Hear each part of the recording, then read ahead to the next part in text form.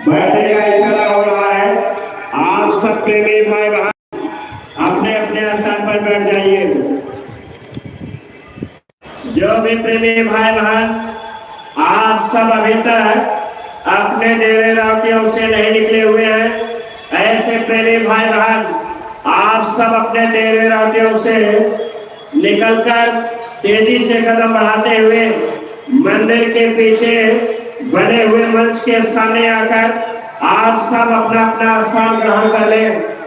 अब हम माननीय राष्ट्रीय उद्देशक जी से हाथ जोड़ने की प्रार्थना करते हैं। आप गुरु महाराज के वचनों को हम प्रेमी भाई बहनों को समझाने बुझाने का कष्ट करें। माननीय राष्ट्रीय उद्देशक जी, जय गुरुदेव।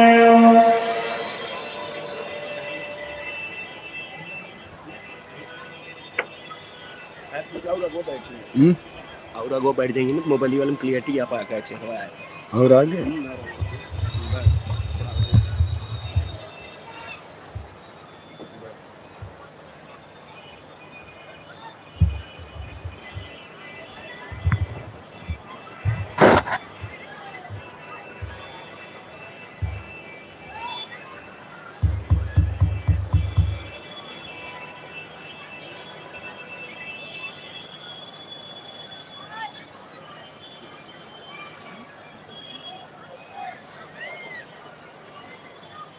आप सभी लोग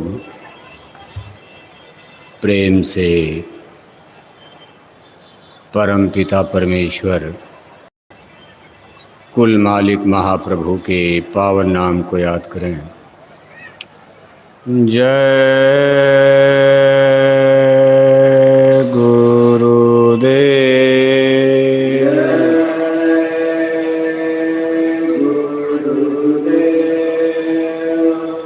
जय गुरुदेव नाम किसका, जय गुरुदेव।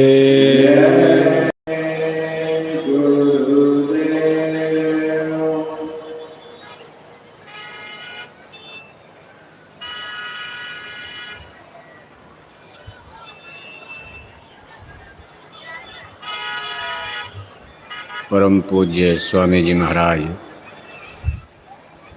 हमारी संस्था के प्रमुख संस्था अध्यक्ष पूज्य हुजूर महाराज जी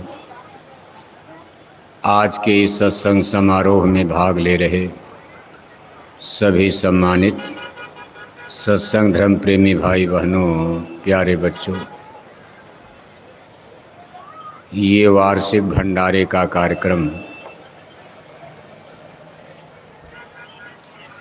अपने जय गुरुदेव मिशन में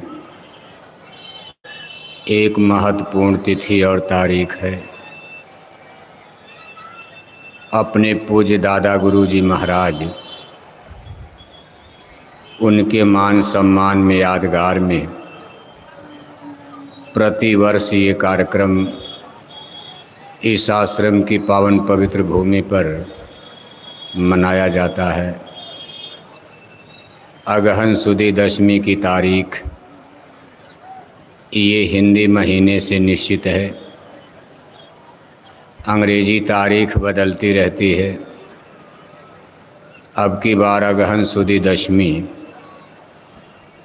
ये 22 दिसंबर की अर्धरात्रि बीत जाने के बाद प्रारंभ होगी। जब पूजन का कार्यक्रम प्रारंभ होता, यानी इसी तिथि और तारीख को सन 1948 में आधी रात को 12:03 पर पूज्य दादा गुरुजी महाराज ने इस नश्वर शरीर को त्याग कर अपने परम धाम सिधार गए थे।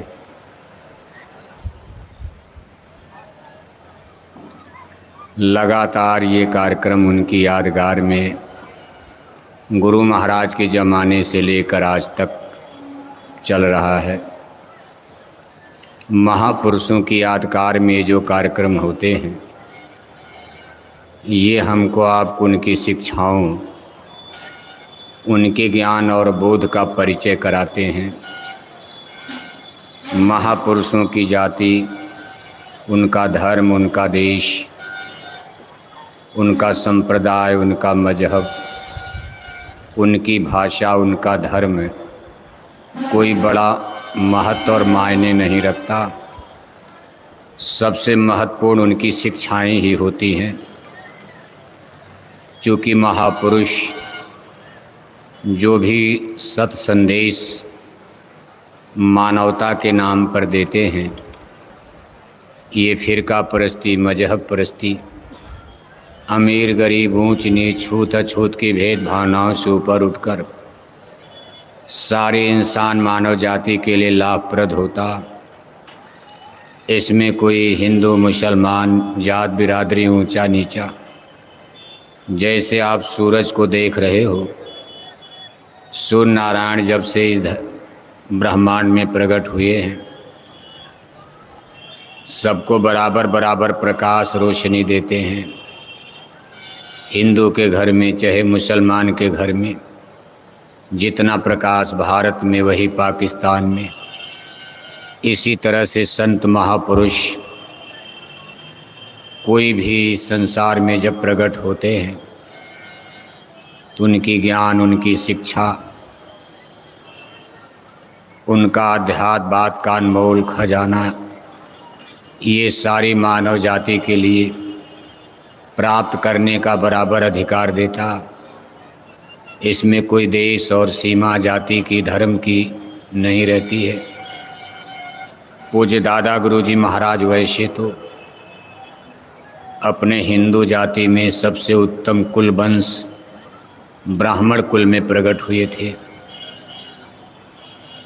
एक तो उनकी ऊंची जाति ब्राह्मण कुल में जन्म, दूसरा आध्यात्मिक शक्तियों के पुंज यानी स्वामी होते हुए भी इतना उनका सीधा सरल स्वभाव था, यानी कोई बाहर से अंदाज़ा नहीं लगा सकता था। वास्तव में जो एक संत पुरुष के लक्षण होते हैं, सरल स्वभाव, न चित कुटिलाई, यथा लाभ संतोष सदाई। गृहस्थ आश्रम में रहते थे, बाल बच्चेदार घर परिवार में रहते हुए ही उन्होंने मानव जाति की कितनी बड़ी सेवा की, कितनी जीवात्माओं का उद्धार किया, कल्याण किया। और कोई अपने ज़माने में आश्रम नहीं बनाए। थोड़ी सी संगत उनके अगल बगल दूर दराज से चलकर लोग आते थे। गांव वाले तो नहीं समझ पाए कि पंडित जी के पास क्या है, लेकिन लोग इतना ज़रूर सोचते थे कि भाई पंडित जी के पास कोई बात है, कि कोई कानपुर से आ रहा, कोई मेरठ से आ रहा, कोई दिल्ली से चला आ रहा, कोई हमीरपुर से आ रहा। गांव वाले खुद ही नहीं समझ पाते थे। खैर, जिसके भाग में था पुण्य पुंज बिन मिलन शंता, सत संगत संसित कर्यंता, जिसके भाग में था, प्रारब्ध में था, जिसकी किस्मत में था, उन लोगों ने दादा गुरुजी महाराज से लाभ फायदा हासिल किया, आत्मधन की अमोलक दौलत को प्राप्त किए। दादा गुरुजी महाराज से जुड़े हुए अनेक दृष्टांत, उनके जीवन काल के ऐसे प्रसंग आते कि दादा गुरुजी महाराज चलते चलते कभी कभी किसी तालाब के किनारे बैठकर और मुंह में पानी लेकर आधा घंटे घंटे तक ऐसे कुल्ली करते रहते थे। मुंह में पानी लिया, तालाब में छोड़ा, फिर मुंह में पानी भरा, तालाब में छोड़ा। गुरु महाराज कभी कभी फरमाते थे कि जब उनसे पूछा जाता था कि हुजूर आप ये इतनी देर तक क्या करते हैं, तो दादा गुरुजी महाराज कहते थे कि भाई इन जीवों का उद्धार कर रहा हूँ। इस तालाब में, पोखरे में जितने जीव जंतु हैं, इनको प्रसाद मिल जाएगा, अगला जन्म मनुष्य का मिल जाएगा। 4 खान 84 से निकलकर ये सीधे मानव जन्म के अधिकारी बन जाएंगे। और ये फौज हम आपके लिए तैयार कर रहे हैं। यानी गुरु महाराज को दादा गुरुजी महाराज इशारा करते थे कि ये फौज हम आपके लिए तैयार कर रहे हैं, आगे चलकर इनको मानव जन्म मिलेगा और ये इस साथ संगत में भर्ती होंगी और ये सब लोग आपके सर माथे रहेंगे। मानव जन्म इनको जगाना, इनको नामदान देना, सत्संग सुनाना, फिर आपकी ड्यूटी और आपका काम होगा। कहने का मतलब ये है कि जस तस 84 से काढ़ा, नर देही में फिर ले डारा। 4 खान 84 से महापुरुष कैसे कैसे जीवों को निकाल कर मानव जन्म में लाते हैं, क्योंकि मानव जन्म ही एक ऐसी उस कुल मालिक की तरफ से समझो वरदान है, गिफ्ट है, उपहार है। इसमें आप जन्म मरण के बंधन से मुक्त होकर आप अमर देश सतलोक जा सकते हो।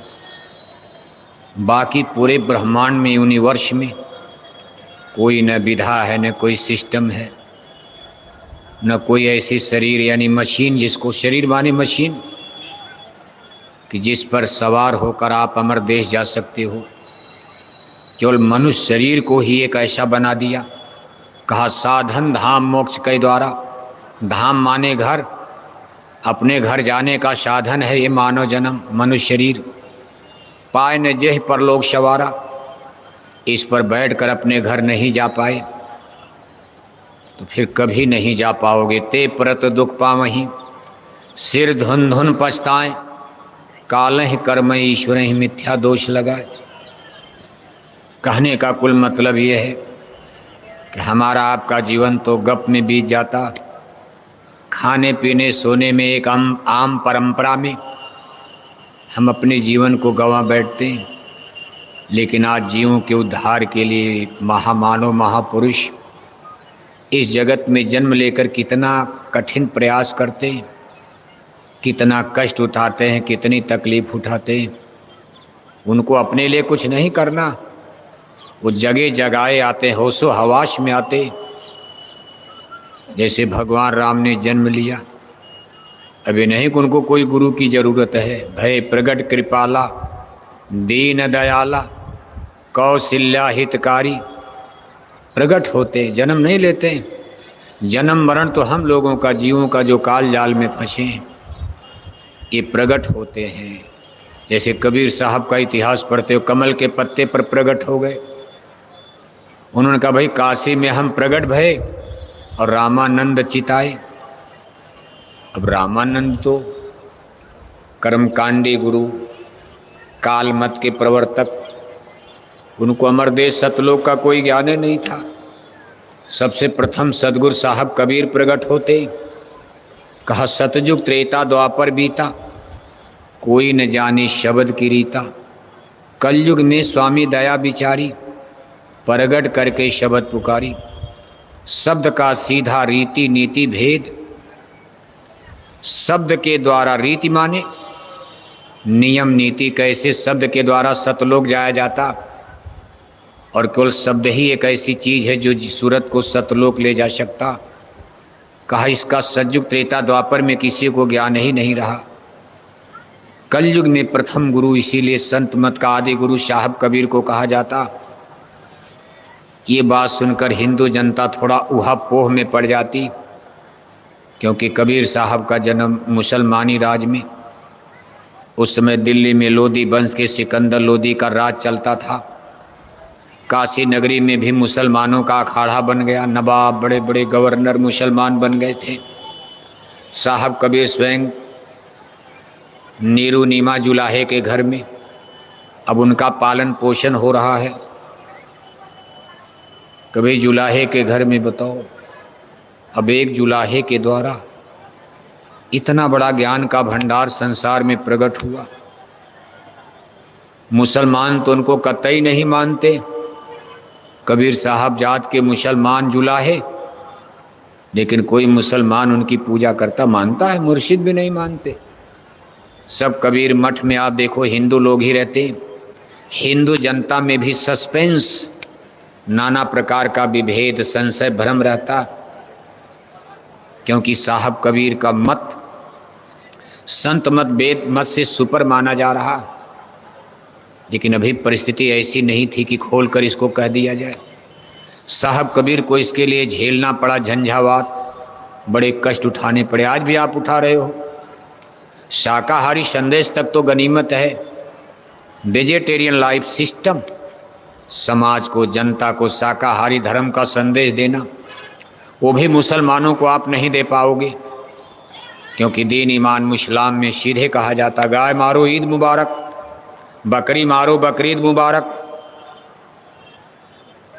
इसलिए मुसलमानों को शाकाहारी धर्म का संदेश देना आज की तारीख में बड़ी टेढ़ी खीर है। इम्पॉसिबल, असंभव तो नहीं, लेकिन कठिन तो ही है। हिंदुओं में कुछ चांस है, लेकिन हिंदुओं में सतलोक की बात करने लोगोगे झगड़ा हो जाएगा, क्योंकि हिंदू कर्म कांड में, काल मत में फंसे हैं। कोई गंगा में, कोई जमुना में, कोई तीर्थ में, कोई मूरत में, कोई हिमालय में, कोई सतपुड़ा में, कोई विंध्याचल में, कोई मैहर में, कोई बैसड़ों के पहाड़ में, कोई गंगा में, कोई जमुना में, कोई हरिद्वार में, कोई काशी में, कोई पीपल के पेड़ में, कोई आम के पेड़ में। अब इनको जब आप सतलोक की बात करोगे, सतलोक शब्द गीता में है ही नहीं। जो हिंदुओं की पवित्र पुस्तक है गीता, श्रीमद् भागवत गीता, चारों वेद पढ़ो, सतलोक नहीं आता। चारों वेद पढ़ो, संत शब्द उसमें है ही नहीं। हिंदुओं की पवित्र पुस्तक गीता में भी संत शब्द नहीं है। जोगी हैं, जोगेश्वर हैं, ऋषि हैं, मुनि हैं, ज्ञानी हैं, ध्यानी हैं। और ये भारत के जितने पंडित पुरोहित, हिंदू जनता के जो धर्म गुरु, राजगुरु कहे जाते, जो हिंदू जनता को कथा भागवत सुनाते हैं, गीता सुनाते हैं, कथा पुराण सुनाते, आपके घर में कोई पूजा धार्मिक अनुष्ठान आज भी पंडित पुरोहित ही करते। जब संत और सतलोक की बात आप करोगे, उनके हृदय में आग लग जाती है। यही समस्या साहब कबीर के, जब आज के ज़माने में है, तो साहब कबीर के ज़माने में क्या स्थिति रही होगी। गुरु महाराज तो चलो हिंदू घर में पैदा हुई, उनको लोगों ने इमरजेंसी में जेल में डलवा दिया। साहब कबीर तो जुलाहे घर में। खैर गनीमत थी कि मुसलमानों का राज था, लेकिन मुसलमान भी उनके विरोधी हो गए। काशी नगरी में मुल्ला मौलवी पंडा पुजारी, क्योंकि साहब कबीर ने दोनों को ललकारा था कि दोनों जने रहिया बिगाड़ी दहले भाई। नदी किनारे गैया मर गए, मछली चुन चुन खाई। उहे मछरिया हिंदू खैलें, कहाँ गईल हिंदू आई। नदी किनारे सुअरा मर गए, मछली चुन चुन खाई। उहे मछलिया तुर्के खैलें, कहाँ गईल तुर्काई। दोनों जने रहिया बिगाड़ी दहले भाई। संत डरते नहीं हैं, तलवार का जमाना, मुसलमानों का राज है। सरेआम कत्ल कर दिया जाता था, गर्दन कटती थी। आज की तरह से डेमोक्रेसी, प्रजातंत्र, वोट का युग नहीं था, जिसको राजा ही कानून है, राजा ही जज है, राजा ही मिलिट्री है, राजा ही पावर है, जो चाहे कर दे, कौन बोलेगा। उस समय भी साहब कबीर ने देखो ललकार दिया। मुसलमानों का राज काशी नगरी में, और सीधे लिख रहे हैं कि कांकड़ पाथर जोड़ की मस्जिद लई बनाई, और ताचड़ मुल्ला बांग दे, क्या बहरा तेरा खुदाई। अरे क्या भगवान बहरा है, तू चिल्ला रहा है।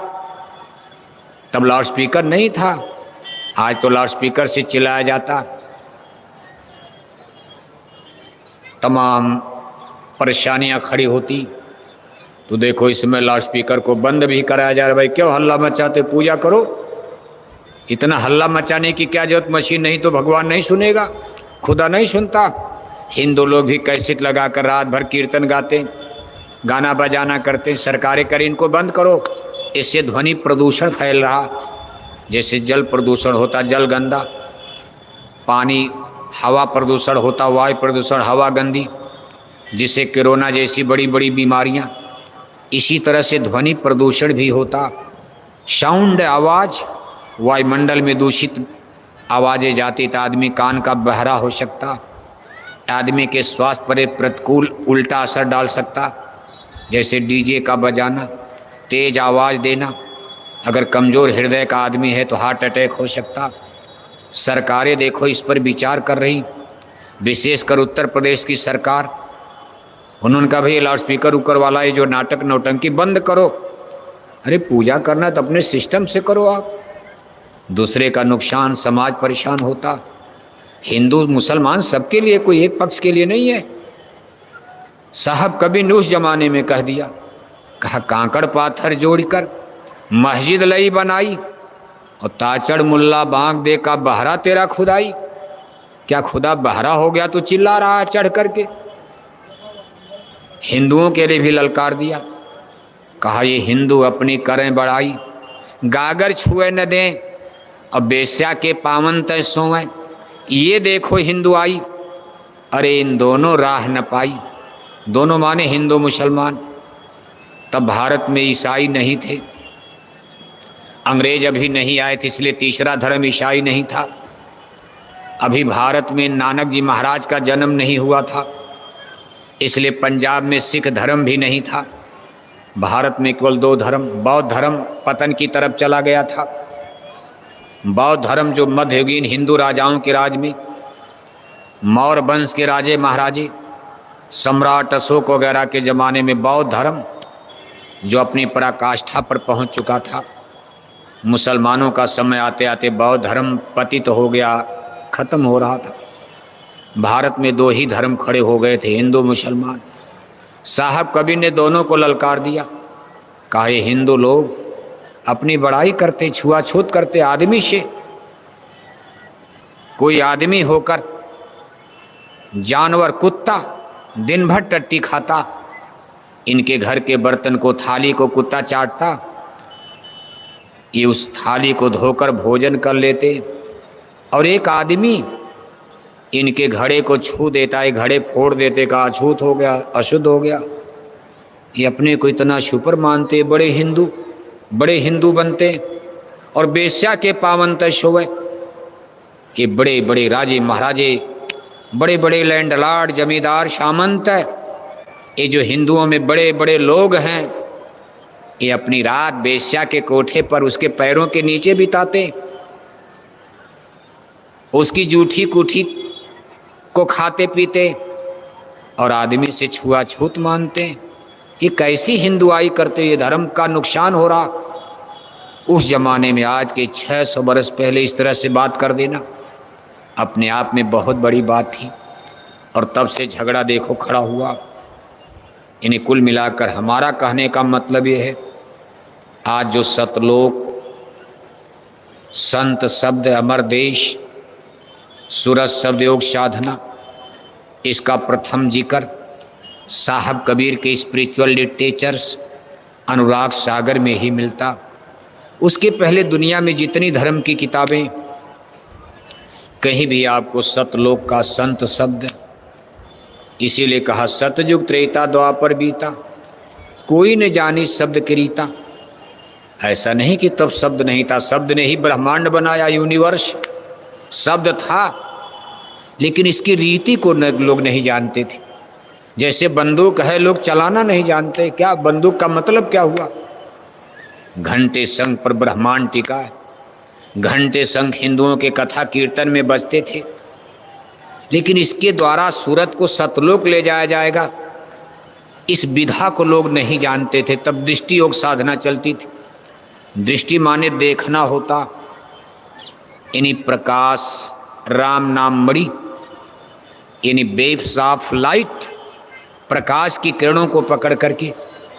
और प्रकाश की किरणों में इतनी ताकत नहीं है कि जो आपको सतलोक पहुंचा सके। आगे चलकर प्रकाश पिछड़ जाता, शब्द आगे हो जाता। शब्द अति सूक्ष्म है, प्रकाश से भी सूक्ष्म शब्द होता, साउंड, वेव्स ऑफ साउंड है। और इस ब्रह्मांड की रचना में दो इन शक्तियों का, waves of sound, waves of light, ध्वनि और प्रकाश का बहुत बड़ा इम्पॉर्टेंस है, देखा नहीं जा सकता। लेकिन स्थूल से सूक्ष्म में पावर ज़्यादा होती। जैसे जैसे ऊपर चलोगे सब सूक्ष्म, जैसे अणुबम परमाणु बम बनता।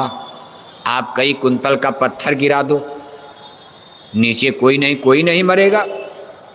और उससे कम वजन का परमाणु बम गिरा दो, शहर का शहर समाप्त हो जाएगा। बिजली कितनी सूक्ष्म होती। बिजली की कोई शरीर है, कोई देखता है?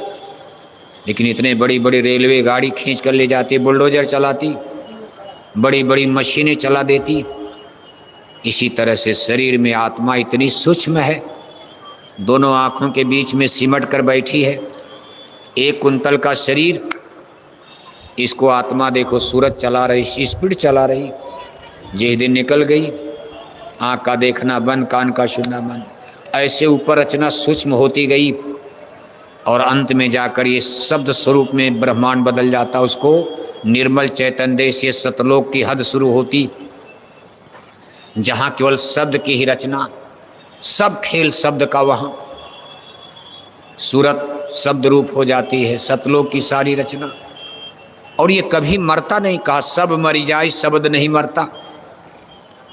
इसलिए हमको आपको गुरु महाराज के चरणों में रहकर ये सीखने समझने का मौका मिला कि भाई ये यूनिवर्स, इसका क्रिएटर कौन है? क्रिएटर माने बनाने वाला। ऐसे तो बना नहीं होगा। आप एक घर बनाते हो, उसके लिए भी एक एक साल तक कारीगर लगे रहते, इंजीनियर बड़े बड़े कारीगर, राजमिस्त्री, लेबर लगते हैं, कितने पैसे लगते, फिर भी कोई न कोई कमी रह जाती। अब इतना बड़ा हिमालय पर्वत, इतनी बड़ी नदियाँ, नहरें, इतने बड़े बड़े समुंदर, या स्वयं हमारी आपकी ये शरीर तो हम लोग थे नहीं, न आगे हम लोग शरीर रहेंगे, थोड़े दिन के लिए शरीर रूप में है। मानव लाइफ हमारा मानव जीवन है, हम मनुष्य कहे जा रहे। लेकिन जब हम शरीर नहीं थे तब मनुष्य नहीं थे। उस समय हमको जीव कहा जाता था, जीवात्मा। जिस दिन ये शरीर खत्म हो जाएगा फिर जीवात्मा कहे जाओगे, फिर आप जीव में बदल जाओगे, जीव हो जाओगे। शरीर से जीव सूक्ष्म है और उसके ऊपर चलोगे आत्मा रूप में हो जाओगे। उसके आगे सतलोक में आप सूरत थे, सूरत से आत्मा कैसे बन गए? जब मन मिल गया गगन मंडल त्रिकुटी में, तब आपके रूप में अंतर आ गया, डिजाइन बदल गई, तब आपको आत्मा कहा जाने लगा। गगन मंडल त्रिकुटी में मन मिला, यही मन का कारखाना वहाँ लगा, मन बन रहा। जितने सूरतें उधर से आती गई, सबके पीछे मन की चिप्स, जैसे चिप्स लगा दी गई, गाना सुनते रहते हो, छोटी सी, क्या क्या भरा उसमें। गजब की मशीन मन है, सतलोक में नहीं था।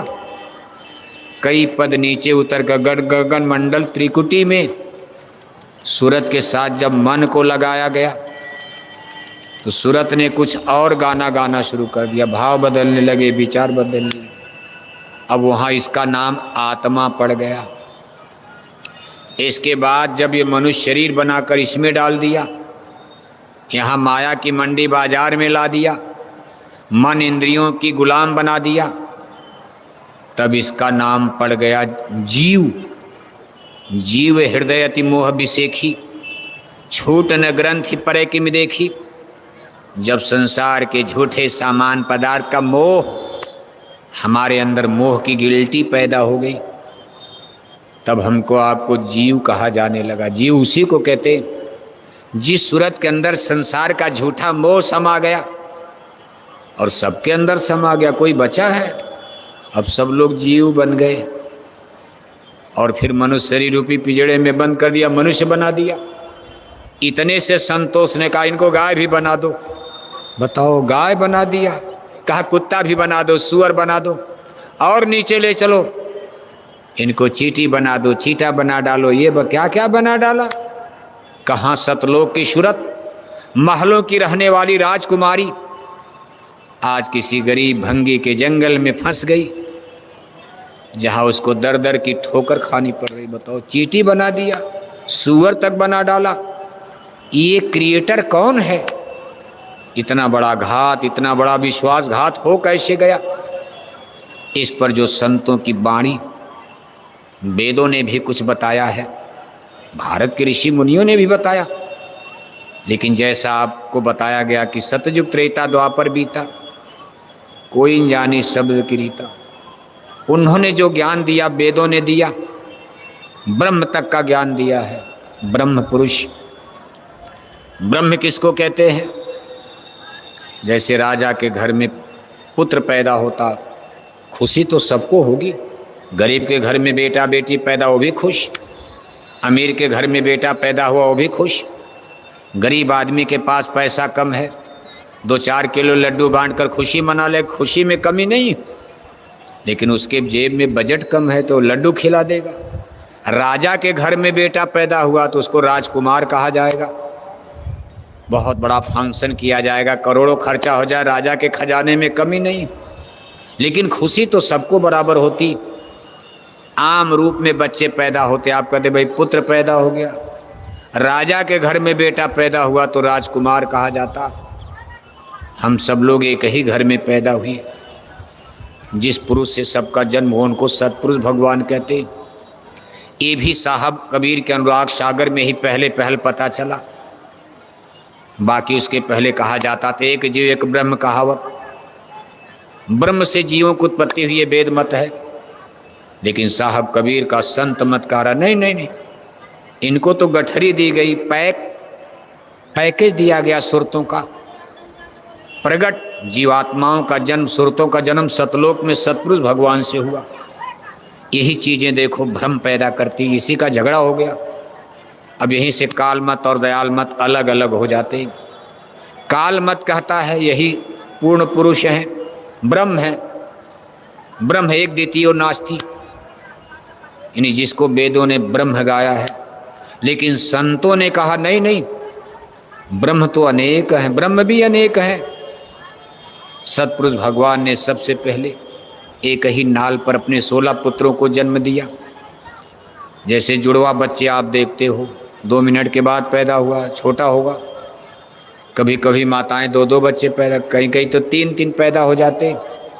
3 से ज़्यादा तो नहीं सुनने में आता, नहीं तो माताएं मरी जाएंगी। लेकिन 2-2 बच्चे पैदा होते, दोनों जिंदा रहते कभी कभी। ऐसे ही कुल मालिक महाप्रभु ने एक ही नाल पर एक ही साथ 16 पुत्रों को जन्म दिया। इन्हीं को ब्रह्म कहा गया है। ब्रह्म की संख्या संत मत में 16 बताई गई। 4 का भेद आपको मालूम है। 4 का नाम आप पढ़ते हो, 1 नाम, 2 नाम, 3 नाम, 4 गुरु महाराज जो बताए। बाकी 12 को गुप्त कर दिया गया है।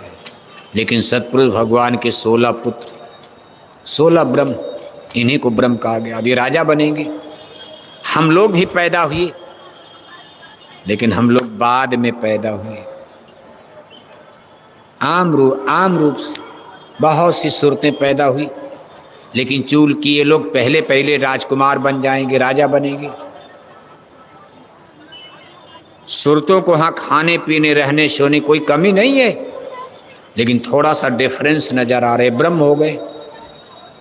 ताकत सूरतों में भी थी, लेकिन सतलोक में कुछ खेल हो गया। ये सबसे उनके छोटे पुत्र, जिनको आगे चल करके व्यापक ब्रह्म निरंजन कहा गया है, ये सतपुरुष भगवान के 16 पुत्रों में सबसे छोटे थे। सबसे छोटे पुत्र पर माता पिता की कुछ ज़्यादा ममता होती, जो सबसे छोटा पुत्र होता। आप देखोगे माँ बाप उसको थोड़ा ज़्यादा मानते, चूँकि छोटा है, गलती भी करेगा तो बड़े को ना डांट कर, छोटे को ना डांट, बड़े को डांटा, क्यों मार दिया तूने, तुम कौन मारने वाले होते हो। ये थोड़ा कुछ ऐसे स्वभाव के थे, नटखट। इनको आगे चलकर श्याम सुंदर कहा गया।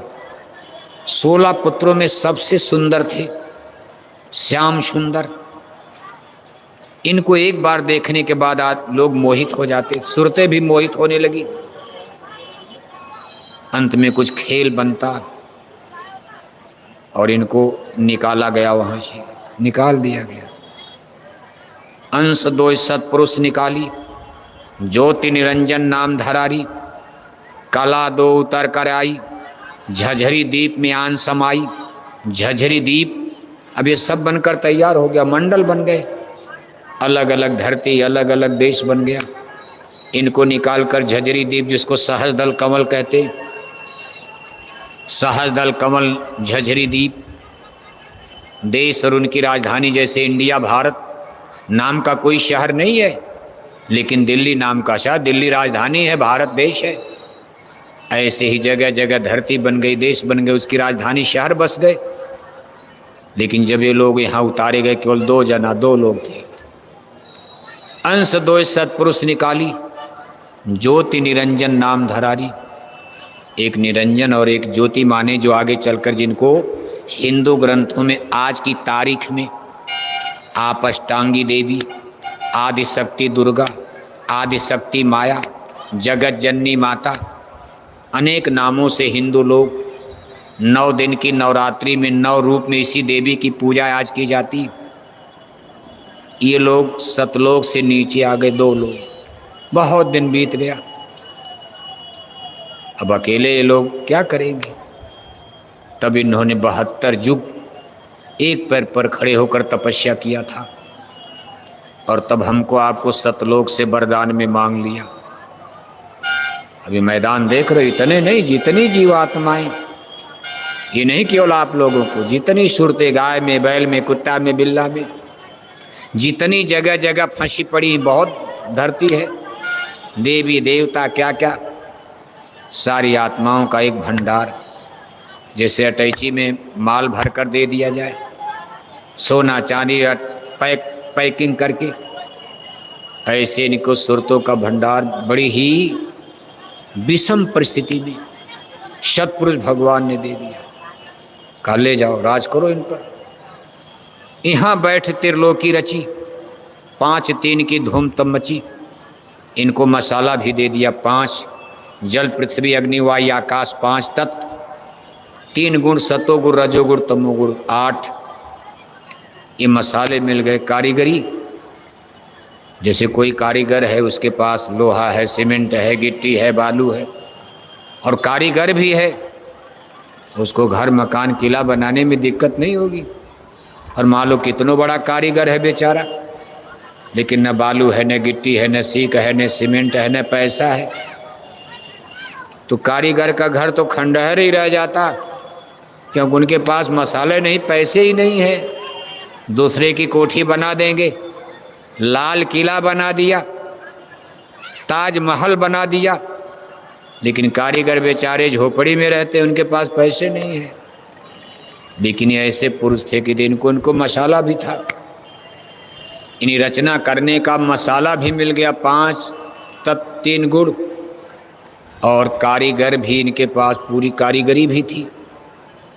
चूँकि सतपुरुष भगवान के प्यारे दुलारे पुत्र रहे, अच्छी खासी ट्रेनिंग, इनके पास गुणवत्ता, सारा खेल, सारा सिस्टम, क्रिएटर, रचना करने की ताकत, शक्ति, और फिर सुरतों का भंडार मिल गया, सुरतें भी मिल गई। मान लो रचना कर भी देते, जमीन बना देते, समुंदर बना देते, पहाड़ बना देते, और आप लोग, हम लोग यहाँ ना आते तो बालू मिट्टी पर ये राज करते। राजा तो हम ही लोगों पर ये बने हैं, हम लोगों को भी मांग लिया। बहुत दिन बीत गया।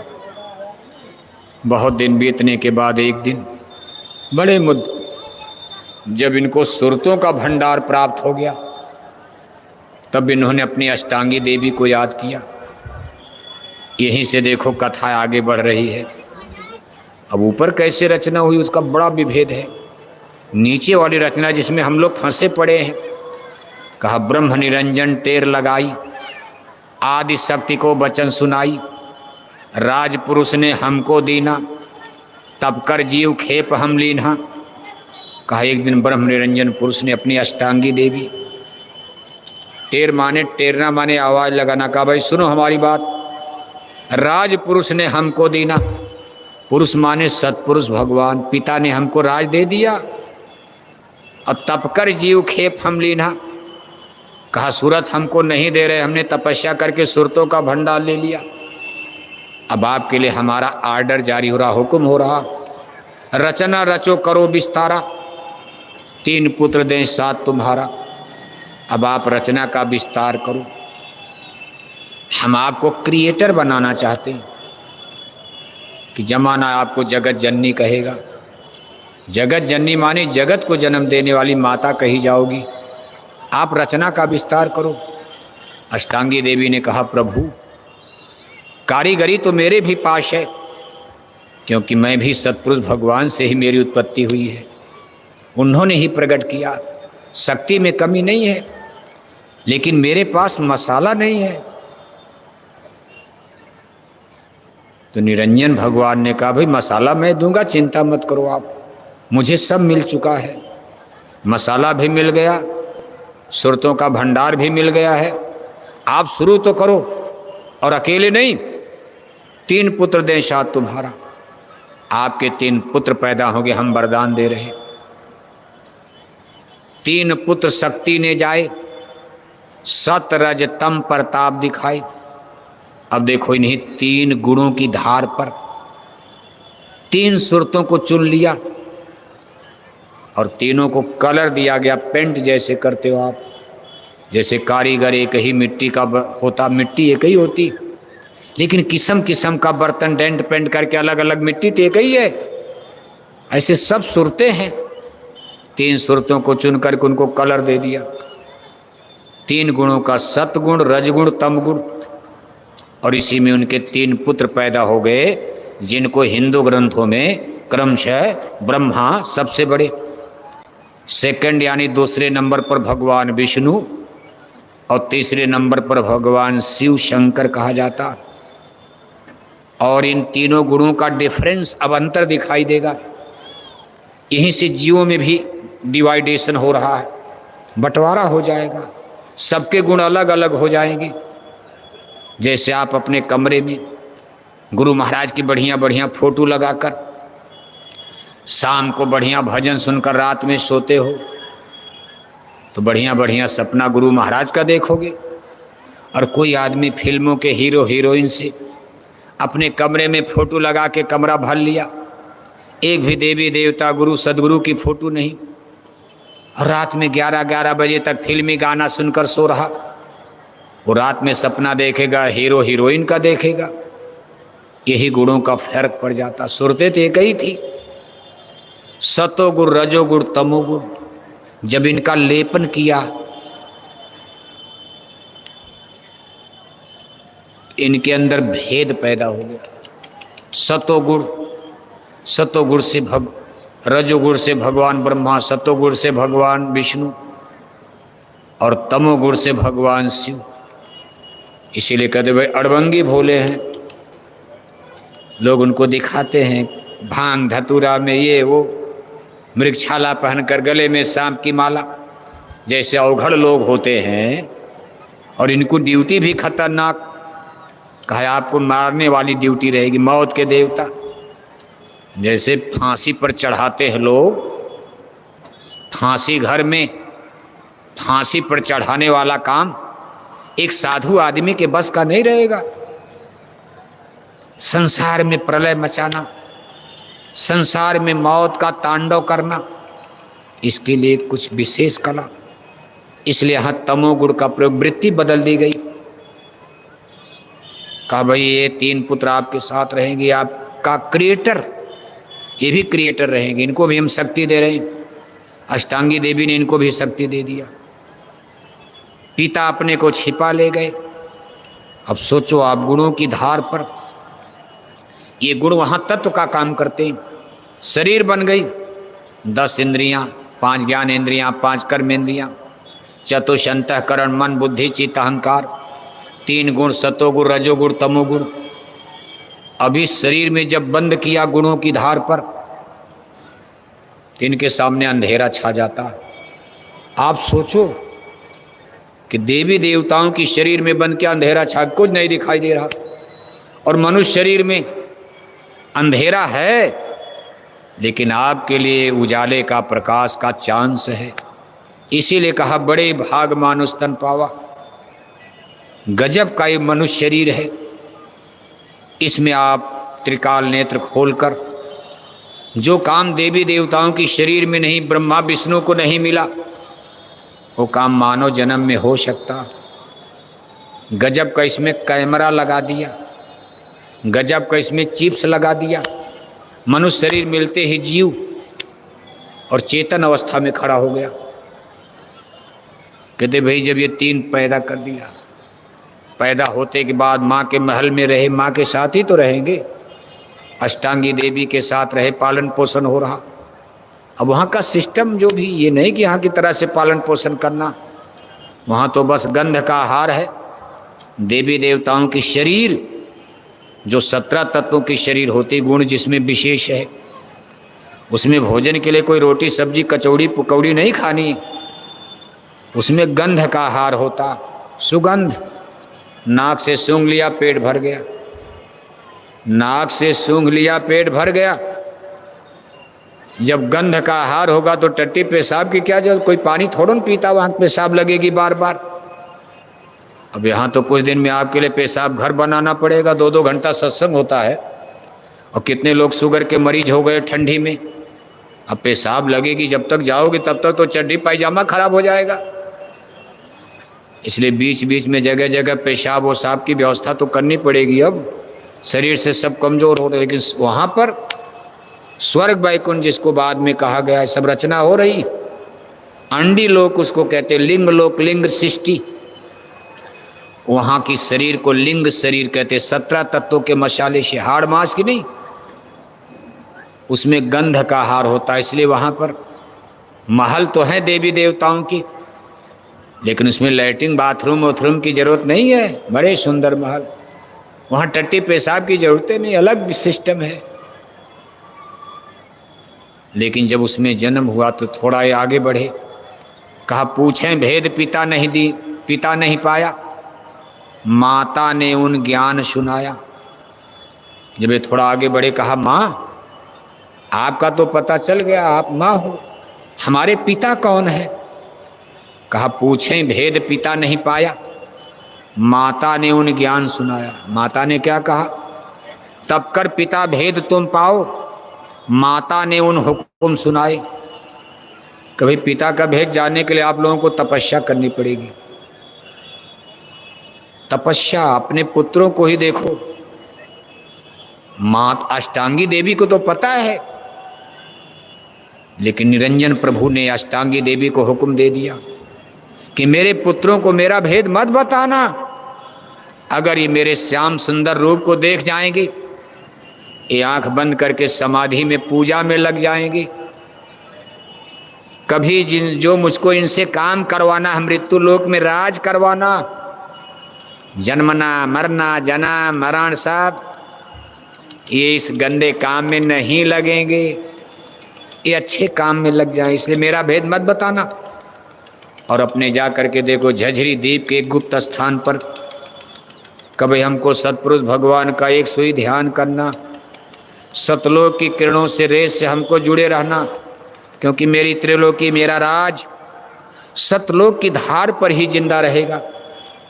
अगर मैं थोड़ा सा ध्यान काट दिया तो मेरा ब्रह्मांड उड़ जाएगा, खत्म हो जाएगा।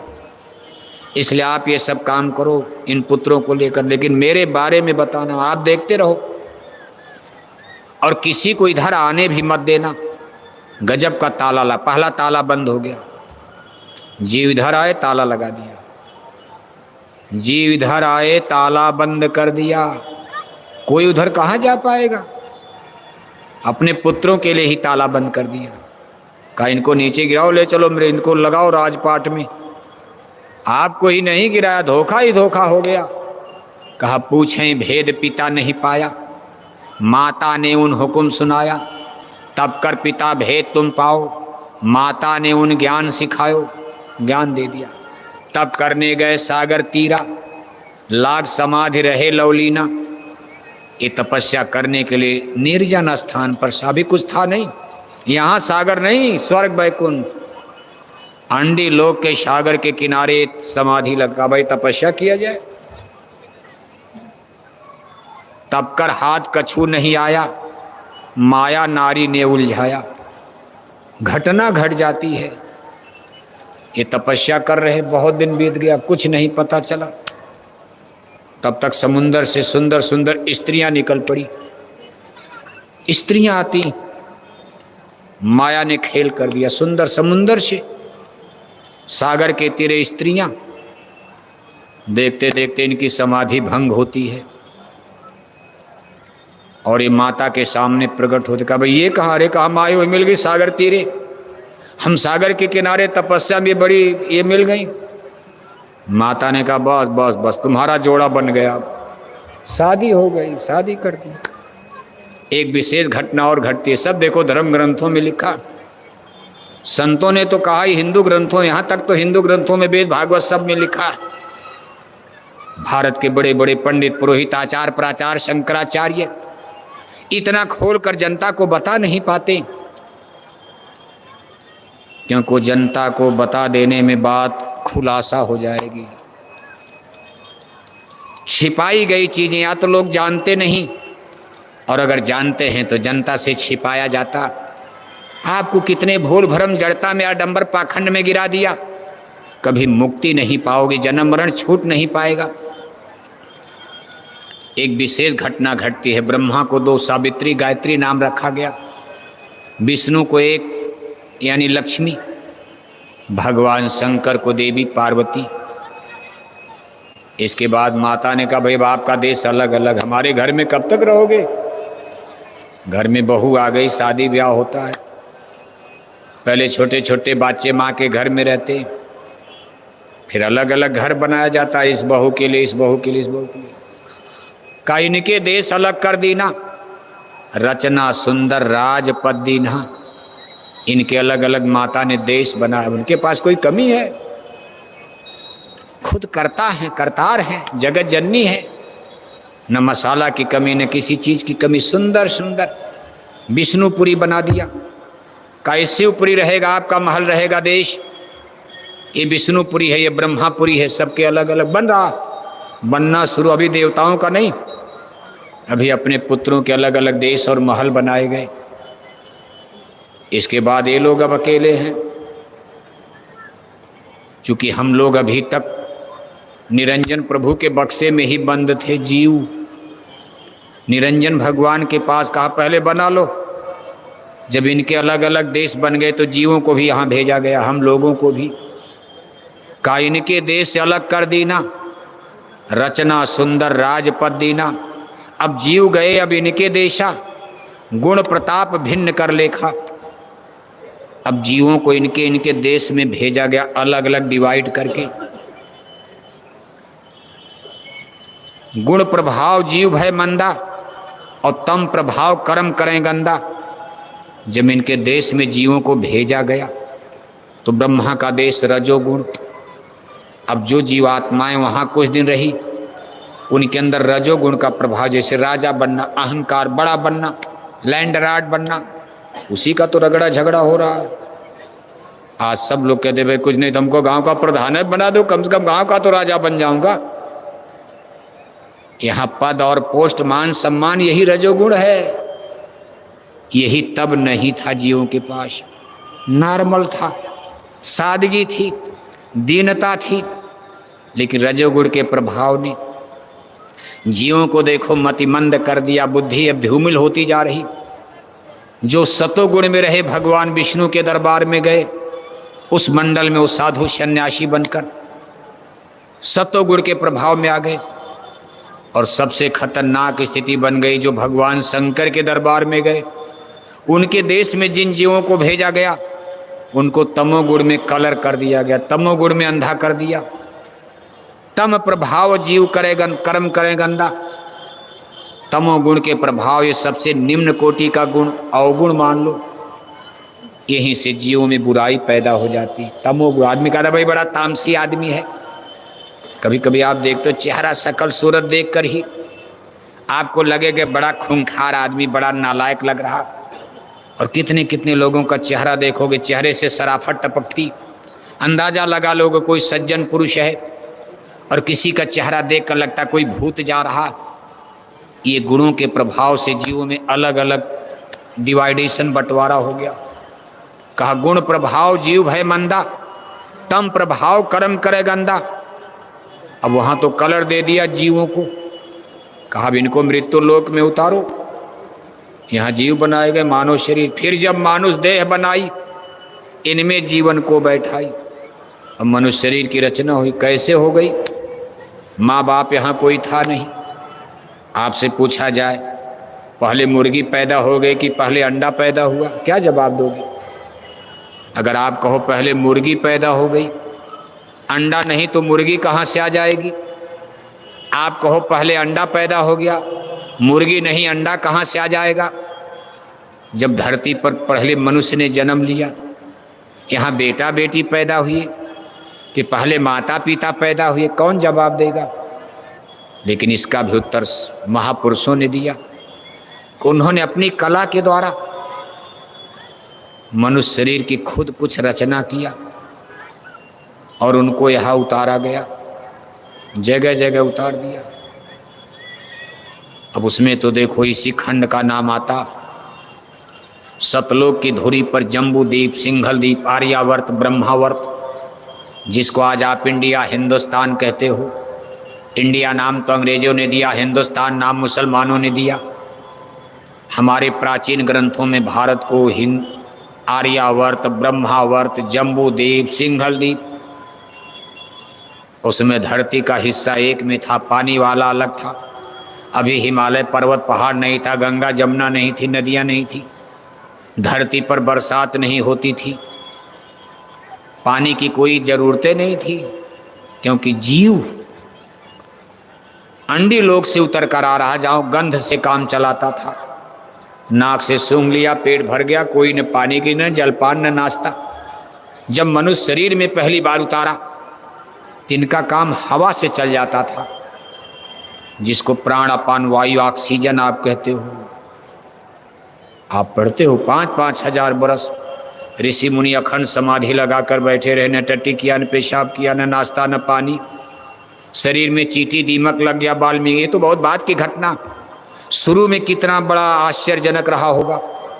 न कहीं बंबई था, न कहीं दिल्ली था, न कहीं मथुरा था, न कहीं द्वारिका था, न भारत था, न पाकिस्तान, न लंदन, अमेरिका, जर्मनी, जापान था, न कोई फैक्ट्री कारखाना था, न स्कूल कॉलेज अस्पताल था। सूट बूट टाई कोट, बढ़िया बढ़िया धोती, बढ़िया बढ़िया साड़ी, उसमें कोई फैक्ट्री कारखाना था? लेकिन जिस दिन मानव जन्म लिया होगा, क्या नंगे रहते थे?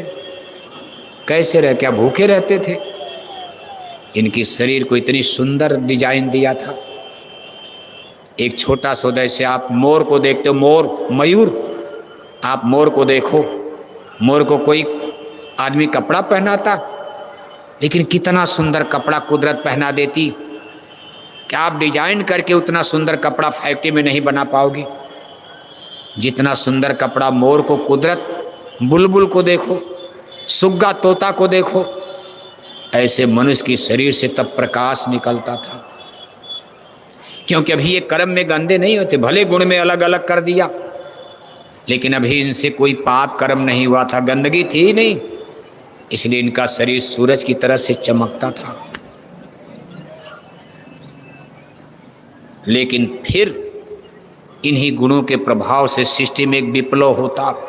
तमोगुणी वृत्ति के लोग फिर रगड़े झगड़े। प्रथम धरती पर प्रथम युद्ध की सूचना मिलती है कि दानव और मानव का युद्ध हो गया।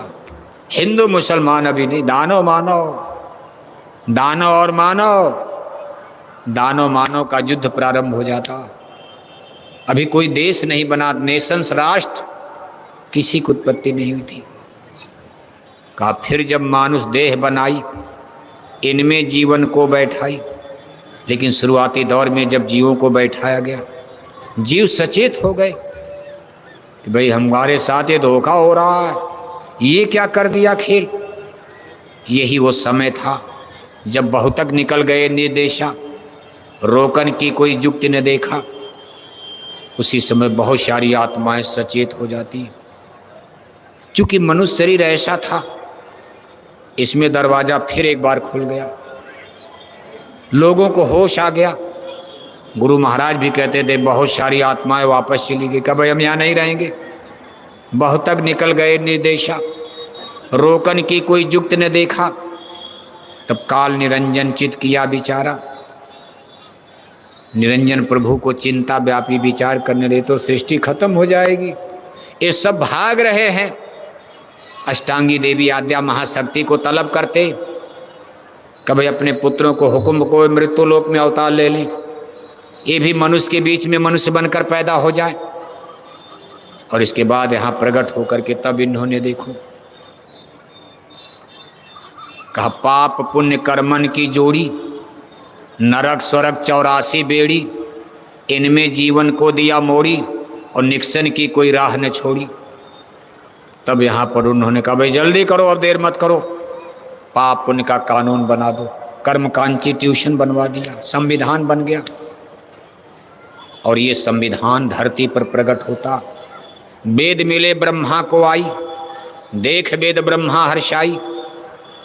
ये प्रथम ज्ञान वेदों का भगवान ब्रह्मा, सबसे बड़े उनके पुत्र ब्रह्मा हैं, और उनके द्वारा जिनको प्राप्त हुआ मानव जाति में, इनको प्रथम रूप से ऋषि मुनि, आप ब्रह्म कुल का मानते हो, ब्रह्म, इन्हीं से ब्राह्मण जाति की उत्पत्ति होती है। भगवान श्री कृष्ण ने गीता में कहा, हे अर्जुन, सत्य तो ये है कि मैंने गुण और कर्म के अनुसार इस सृष्टि में 4 वर्ग मैंने ही बना दिया, जानबूझकर बना दिया, 4 भाग कर दिया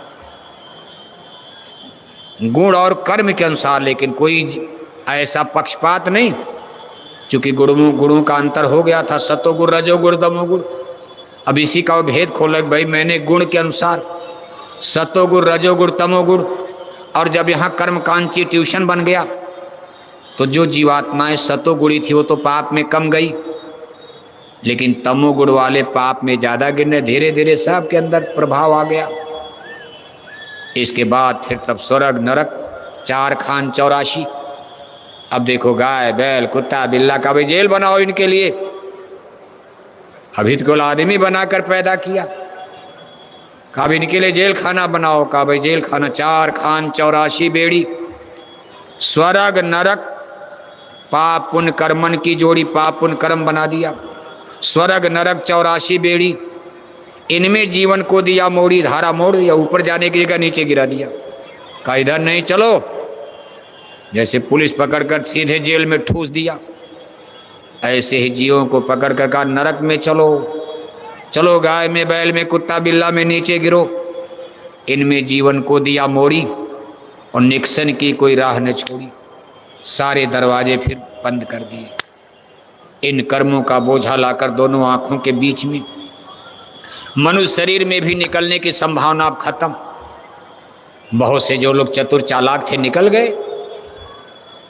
और जो लोग थोड़ा आलस किए करे भाई तमाशा देख लो, चलना तो अपना घर ही है, सतलोक तो अपना है ही है, यहाँ तमाशा जरा और देख लिया। जो लोग आलस किए फंस गए, तब तक कर्मों का विधान बनाकर लागू करवा दिया, और तब से फंसे तो आज तक जाने का मौका कहाँ नहीं मिल। बाबू साहब सो रहे हैं का?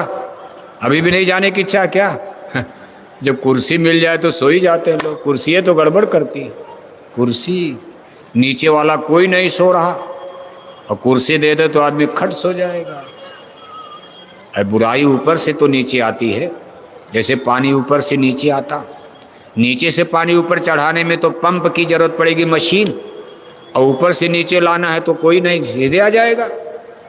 ऐसे जब भी समाज में बुराइयां करप्शन फैलता, ऊपर से फैलता। जैसा राजा वैसी प्रजा, अंधेर नगरी चौपट राजा, और टका सिर भांजी टका सिर खाजा। ऐसे गुरु में भी अंधा गुरु और बहिरा चेला, और होए नरक में ठेलम। जाका गुरु है यहाँ धरा, चेला निपट निरंध है। अंधे अंधे ठेलिया दोनों को, परंतु झगड़ा कुर्सिये का है, और इसमें आपका कोई दोष नहीं है। निर्दोष हो, सत्य है, निर्दोष हो आप। ये सब ऊपर से बखेड़ा किया गया। इनमें जीवन को दिया मोड़ी, निक्सन की कोई राह न छोड़ी। सारे दरवाजे बंद कर दिए। यही नहीं, नीचे जितने दरवाजे, आंख पर, कान पर, मुंह पर, सब पर इंद्री द्वार झरोखे नाना, तैसुर सब बैठे करी थाना। कहा देवी देवताओं का पहरा लगा दो, शक्त है। ये भी दुश्मन बन करके पहरेदारी में आ गए। इंद्री सुरन न ज्ञान सुहाई, भोगन पर प्रीत सदाई, छोरत ग्रंथि जानि खगराया, विघन अनेक करे तब माया, रिद्धि सिद्धि प्रेरे बहु भाई, बुद्धि लोभ दिखावन आई। अब जीव बेचारा करेगा तो क्या करेगा, क्यों बादशाह? हम लोगों को मरना कोई क्या करेगा, भजन अपने बस का है, मरी जाओगे। हमारे लाखों सत्संगी मर गए, कान में उंगली डालते क्या में, वही ले जा सकते, बाकी कहो अब कोई जा पाएगा?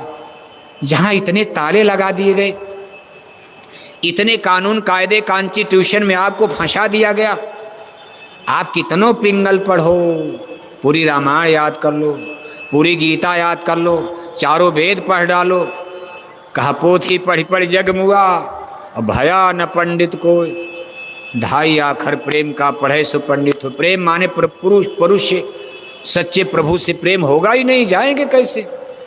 प्रेम तो यहां फंस गया, डोरी यहां लग गई, कोई जाना चाहता है, कोई निकलना चाहता है। ऐसी दशा जीवों की जर्जर कर दिया। कहा सतलोक से सतपुरुष। अब जब जीवों की ये गति हो गई, निक्सन की कोई राह न छोड़ी, बहुत मुद्दत बीत गए, तब सतलोक से सतपुरुष धारा मनुज स्वरूप, नाम धराए संत का, देते भेद अनूप, देते भेद अनूप, कहें नहीं देश तुम्हारा, नाम धारे अंदर गहो उतरो भव जल पारा। सतलोक से सतपुरुष भगवान खुद मृत्यु लोक में आने के लिए मजबूर हो गए। कभी मेरी आत्माएं तो फंस गई, जंजाल में फंसा दिया, काल प्रभु ने फंसा दिया, मैंने ही मसाला दिया, मैंने ही सारी ताकत दिया। लेकिन अब ये सुरतों को ऐसे जंजाल में फंसा दिया, कोई नहीं निकल सकता। तब उनको मृत्यु लोक में खुद जन्म लेना पड़ा। और जब वो यहाँ जन्म लेते, नाम धराए संत का, एक नया नाम उनका संत आता।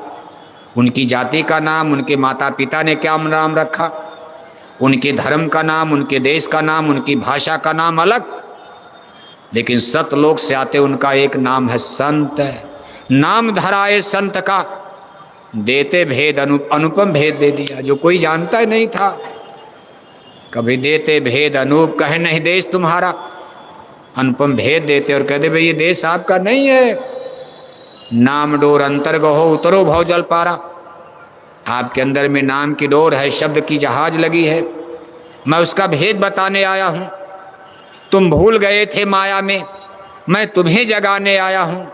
निज घर से जब से आए, अपने से तुम खुद ही भुलाए, तेरे पापों को धोने को मैं सतलोक से आया हूँ।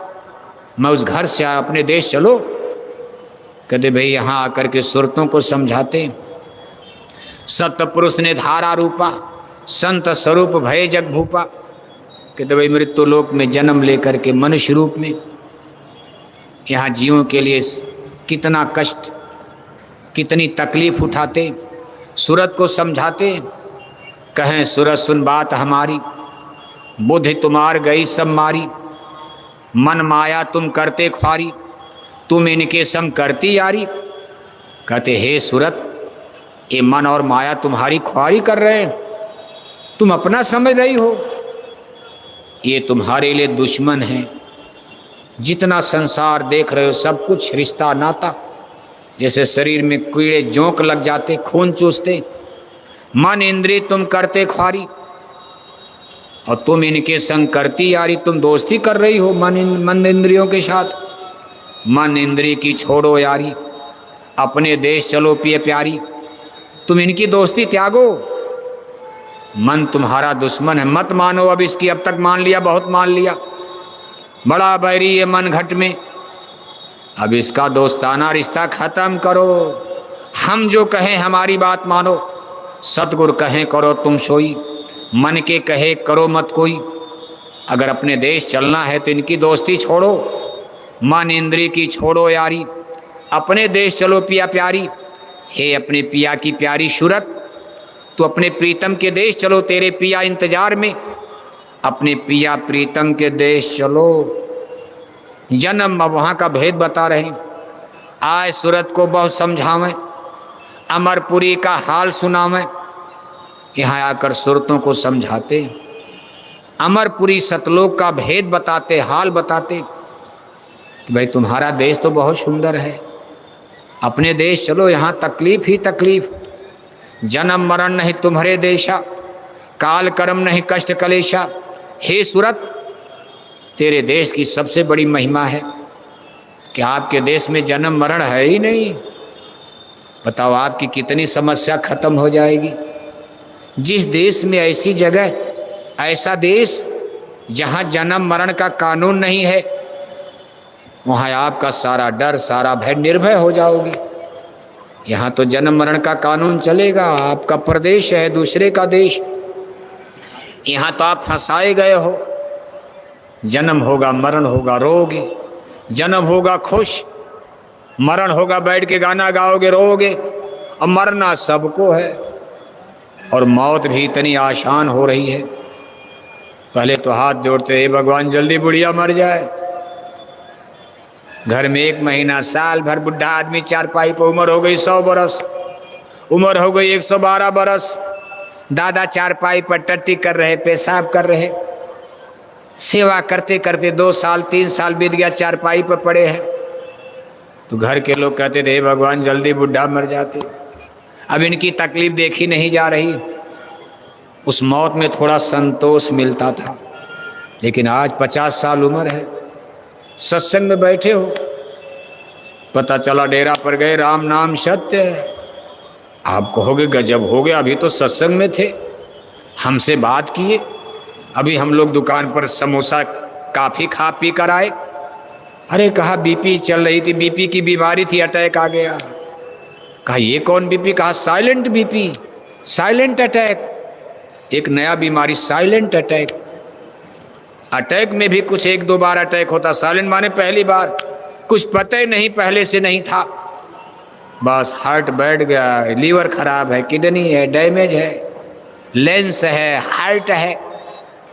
अब ये बीमारी, ये मौत आदमी में सदमा ला सकती। एक आदमी के मरने में 2-4 और मर सकते हैं। 50 साल का नौजवान अटैक आ गया, मर गया। उसके बूढ़े बाबा भी चिंता में मर जाएंगे 2-1 साल में, वो भी तो बीपी के मरीज हैं, बीपी हाई हो रही, लो हो रही, और कुल मिलाकर मरना है।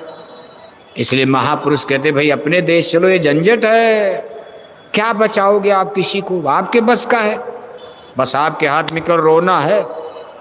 न डॉक्टर बचाएगा, न हकीम बचाएगा, न कोई बचाएगा, न राजा बचाएगा, न प्रजा बचाएगा, न इंजीनियर, न डॉक्टर बचाएगा।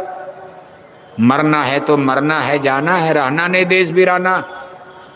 बस आपको बैठ करके केवल गाना गाना, बैठ के रो, घर वालों की ड्यूटी लग गई रो, और टोला मोहल्ला वालों की ड्यूटी लग गई, कोई लकड़ी काट रहा, कोई बाजार से कफन लेने दौड़ गया, कोई रिश्तेदारों को सूचना दे रहा, मोबाइल मिला रहा, कोई रस्सी बना रहा। घर वाले कफन लेने नहीं जाते, घर वालों की ड्यूटी क्या है? बैठ के गाना गाओ, नहीं रोना आता तब भी हूँ हूँ करो। अब आज की लड़कियां पढ़ी लिखी रोना जानती हैं, फर फर फर फर अंग्रेजी बोलती, उनको रोना वोना तो आता नहीं। लेकिन जब उनकी बुढ़िया सास मर गई तो गांव वाले, टोले मोहल्ले वाले, भाई तू भी कुछ रो दे, नहीं तो लोग कहेंगे इसकी बुढ़िया सास मर गई, इसको बड़ी खुशी है। क्यों? कभी घर की प्राइम मिनिस्टर बनेगी, प्रधानमंत्री बनेगी, तिजोरी कुंजी चाबी मालिकाना इसके हाथ में आने वाले। तो कही रही थी, हे भगवान जल्दी बुढ़िया मर जाती, सबका चाबी कुंजी अलमारी तिजोरी हमारे हाथ में आ जाती, कौन टट्टी उठावे, पेशाब उठावे, झंझट खत्म। लेकिन गांव वाले कहते भाई दिखाने के लिए रो दे, नहीं तो लोग कहेंगे आज इसको बड़ी खुशी हो रही है। वो भी बेचारे अपने आंचल से सर को बेचारी ढकती है, रोना होना तो आता नहीं, हूँ पता नहीं आंस गिरती है कि नहीं गिरती, अंग्रेजी बोलती है। अंग्रेजी वालों को रोना कहाँ आता? अंग्रेजी वालों का हृदय सूख गया, अंग्रेजी वालों के हृदय में करुणा नहीं है, अंग्रेजी वालों के हृदय में उदारता नहीं है, अंग्रेजी वालों के हृदय में दया भाव खत्म हो गया, अंग्रेजी बोलने वालों के हृदय में मानवता खत्म हो गई। एक तरह से मानव समाज पशुवत होते जा रहा। जे साम न विद्या न तपो न दानम, ज्ञानम न शीलम न गुणो न धर्म ते मर्तलोके भूई भार भुआ मनुष्य रूपेण मृगाश चरंती। जिसके अंदर करुणा नहीं, उदारता नहीं, बूढ़े माँ बाप के प्रति दया भाव नहीं, बूढ़े बुजुर्गों का सम्मान नहीं, गरीबों को देखकर जिसके हृदय में दया भाव न उमड़ पड़े, किसी को दुख देखकर जिसके हृदय में दर्द न पैदा हो, कहो इंसान नहीं, आदमी की शकल में जानवर है और धरती के लिए भार है। और जब ऐसे लोगों की संख्या बढ़ जाती है तो भगवान इस धरती के बोझे को कम करते। जब सब जानवर हो जाते, चेहरा महरा शकल सूरत आदमी की, लेकिन कर्म से आदमी पशु हो जाता, जानवर हो जाता, कर्म, तब भगवान इस सृष्टि के बोझे को, धरती माता हिलने लगती। धरती माता जाकर भगवान से कहती हैं कि ये धरती पर आदमी नहीं शैतान हो गए, जानवर हो गए, इनका बोझा मुझसे बर्दाश्त नहीं हो रहा, मैं फट जाऊंगी, भूकंप आ जाएगा, टुकड़े टुकड़े हो जाऊंगी, या तो आप इनका ऑपरेशन करो।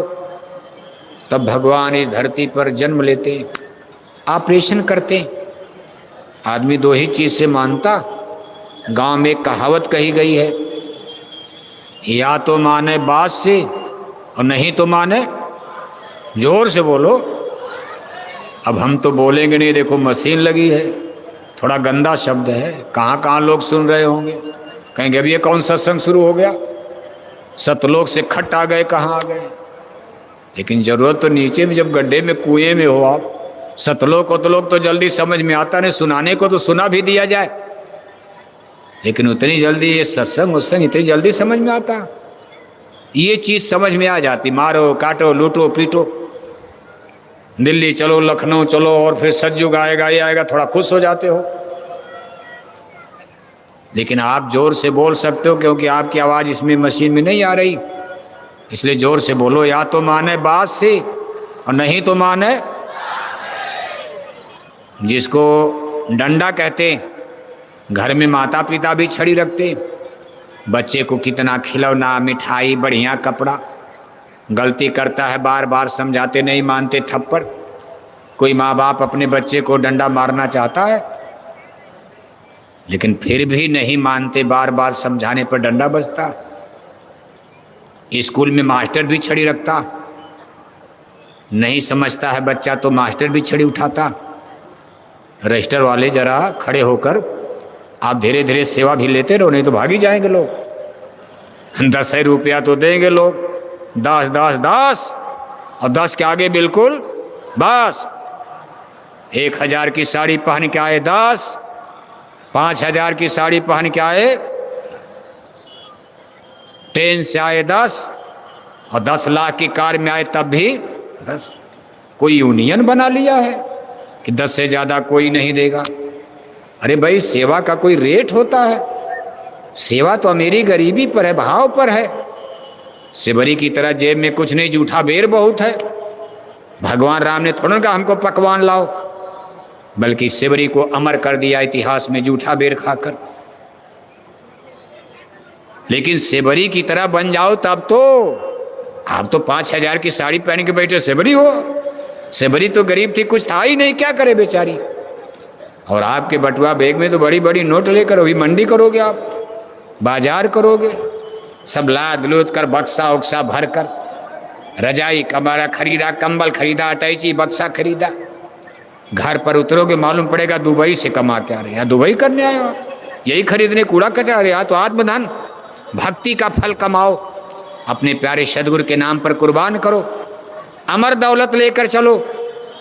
ये अटैची बक्सा साड़ी धोती तो आपके मंडी बाजार में हर जगह बिकती, घर जाकर। इसलिए यहाँ जो बटुआ बैग में रखे हो वही बड़ी नोट अगर गुरु महाराज ने दे दिया, गरीबी है 10 रुपया बहुत है, लेकिन अगर अमीरी आ गई है तो 10 रुपया देते हो। गुर से करे कपड़ चतुराई, वो भी ऐसी फटी पुरानी नोट डालकर जाओगे जो कोई दुकानदार लेने को तैयार है नहीं, वही बचा के डाल देते हो आप। इसलिए रजिस्टर वाले भी, झोली वाले नहीं भाई, अरे झोली वाले बैठे, रजिस्टर वाले चलते रहो। अभी तो कथा चल रही है, अभी तो एक कांड, अभी सब लोग बैठे रहो, अभी मौसम बढ़िया है।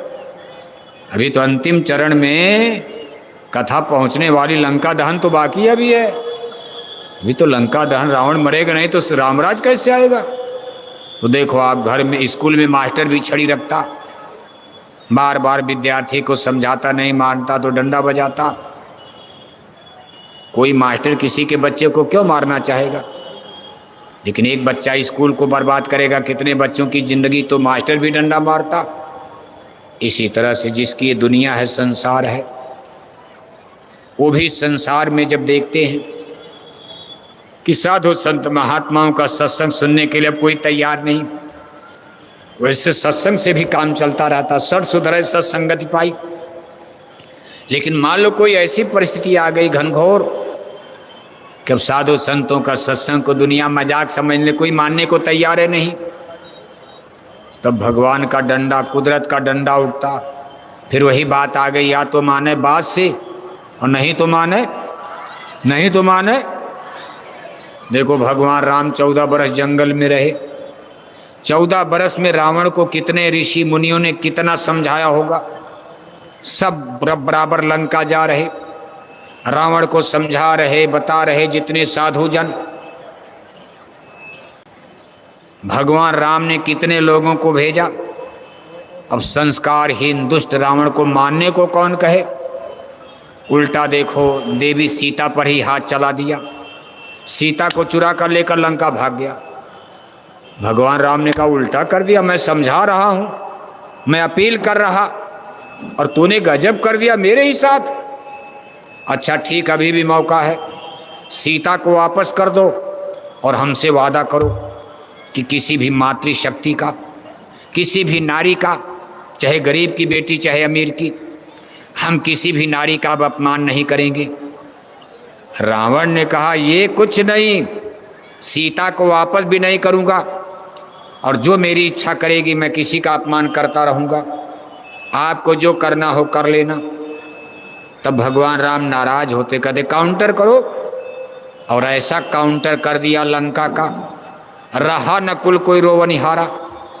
देखो पूरी लंका का साम्राज्य नष्ट हो गया, सोने की लंका जलकर भस्म हो गई। लंका के खंडहर पर, भौतिकवाद के खंडहर पर अध्यात्मवाद के रामराज की नींव पड़ी। फिर लाखों बरस बीत जाता, धरती के सारे राजवंश फिर एक बार भ्रष्ट हो गए, अधर्मी विधर्मी हो गए। हस्तिनापुर की कुरु राजसभा में सबके सामने निर्लज संस्कारहीन दुर्योधन कहता, हे दुशासन, द्रौपदी को नंगा करके मेरी जंघा पर बैठा दो। नंगा तो नहीं कर पाया, लेकिन दुर्योधन की जंघा को पाप लग गया। पांडवों का वनवास होता, 13 साल के लिए द्रौपदी के साथ पांडव जंगल चले जाते, 13 बरस जंगल में कष्ट उठाए। 13 बरस के बाद पांडव लौटते हैं वापस, भगवान श्री कृष्ण से मिलते। भगवान श्री कृष्ण कहते हैं कि युधिष्ठिर, एक बार मैं भी दुर्योधन को समझाना चाहता हूँ। युधिष्ठिर हाथ जोड़ते कहते कि सो आप मत जाइए, दुर्योधन को हम बचपन से जान रहे, हमारा भाई ही तो है, बड़ा संस्कारहीन है, उदंड है, दुष्ट है, वो आपको गाली देगा, तिरस्कार करेगा, अपमान करेगा। केशव, उसने भीष्म पितामह का अपमान कर दिया, गुरु द्रोण को डांट देता है, कृपाचार्य को डांट दिया, उसने विदुर जी को भगा दिया, अपने स्वयं पिता हस्तिनापुर नरेश महाराज धृतराष्ट्र का अपमान करता। वो आपको कुछ नहीं समझेगा, मत जाइए। भगवान श्री कृष्ण ने कहा युधिष्ठिर, मेरे लिए मान सम्मान कोई मतलब नहीं है। सूरज पर कोई धूल उड़ाएगा, सूरज कभी गंदा नहीं होगा, उल्टे जो उड़ाएगा वही गंदा होगा। मैं अपने कर्तव्य का पालन करूंगा, मैं हस्तिनापुर जाऊंगा। और देखो भगवान श्री कृष्ण हस्तिनापुर गए, कहा भगवान हस्तिनापुर आए, संदेश पांडवों का लाए, दुर्योधन को समझाने को, अब महाविनाश बचाने को भगवान हस्तिनापुर आए कि भाई अगर आज एक दुर्योधन मान जाएगा, विश्व युद्ध रुक जाएगा, हजारों लाखों रानियां राण बेवा विधवा होने से बच जाएंगी। इसलिए भगवान श्री कृष्ण हस्तिनापुर जाकर दुर्योधन को समझाने की चेष्टा, दुर्योधन की बात है, केवल एक दुर्योधन, सारी सभा बैठी है, सब लोग देख रहे हैं, आज संसार के भाग्य का फैसला होने वाला। एक दुर्योधन की मनोभाव पर, वृत्ति पर सबकी दृष्टि टिकी। भाई दुर्योधन क्या कहता है, भगवान की अपील पर दुर्योधन का रिएक्शन क्या होता। सभा में भी बहुत लोग हैं, सबकी दृष्टि लगी है। हर कुरु सभा में बोल रहे, भगवान श्री कृष्ण का भाषण प्रारंभ हो जाता, अपील कर रहे, सुना रहे, हर कुरु सभा में बोल रहे, सबके भावों को तोल रहे। अचानक दुर्योधन बोल पड़ा, सारी मर्यादा तोड़ चला। सारी मर्यादा को खत्म करके उसने भगवान श्री कृष्ण को गाली देना शुरू कर दिया। सोचने विचारने को कौन कहे, गाली ही शुरू कर दिया। कहा, ग्वाला भाषण बंद करो, पकड़ो इसको, अब कैद करो। ये अहंकार की भाषा थी, इसमें न शांति की आशा थी। जब नाश मनुष्य पर छाता है, बुद्धि विनाश कर जाता है। आज दुर्योधन की बुद्धि पर काल चढ़ गया। उसने भगवान के इनको ग्वाला अहिर कहकर गाली दे दिया। अरे कहा, ग्वाला तूने जीवन भर जंगल में गाय चराई, ये राजपूत राजाओं की, क्षत्रियों की सभा चल रही, एक गाय के चरवाहे का हम लोग ज्ञान भाषण सुनेंगे? बंद करो अपना भाषण। और अपने सिपाहियों को ऑर्डर करता, पकड़ो इसको, अब कैद करो, इस ग्वाले को गिरफ्तार करके जेल में बंदी खाने में डालो।